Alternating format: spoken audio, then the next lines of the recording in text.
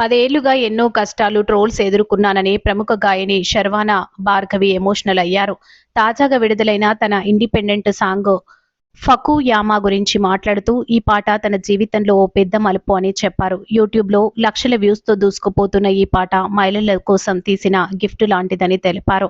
ఈ పాట పురుషులపై విమర్శ కాదని, సమాజంలో మహిళలు ఎదుర్కొంటున్న సమస్యలను ప్రశ్నించే ప్రయత్నమని శర్వానా భార్గవి స్పష్టం చేశారు. అయితే ఈ పాటపై వచ్చిన నెగెటివ్ కామెంట్స్‌లో ఎక్కువ భాగం మహిళల నుంచే రావడం తను భావించిందన్నారు. అయినప్పటికీ ట్రోల్స్‌ను కూడా పాజిటివ్‌గా తీసుకుంటానని, వాళ్ళు తన కోసం సమయం కేటాయించారంటే తాను సరైన దారిలో ఉన్నానని భావిస్తానని చెప్పారు. గతంలో చాలా ట్రెడిషనల్‌గా ఉండేదాన్ని, కానీ కాలక్రమేణా తనను తాను మరింతగా అర్థం చేసుకొని ధైర్యంగా మారానని ఆమె వెల్లడించారు. గాయని మాత్రమే కాకుండా రచయిత్రి, డబ్బింగ్ ఆర్టిస్ట్, కంపోజర్, ఆర్జేగా కూడా తనలోని ప్రతిభను బయటపెడుతున్నా అన్నారు. ఇండిపెండెంట్ మ్యూజిక్ వల్ల ఎలాంటి పరిస్థితులు లేకుండా తన భావాలను వ్యక్తపరచగలుగుతున్నానని శర్వాని భార్గవ్ అన్నారు.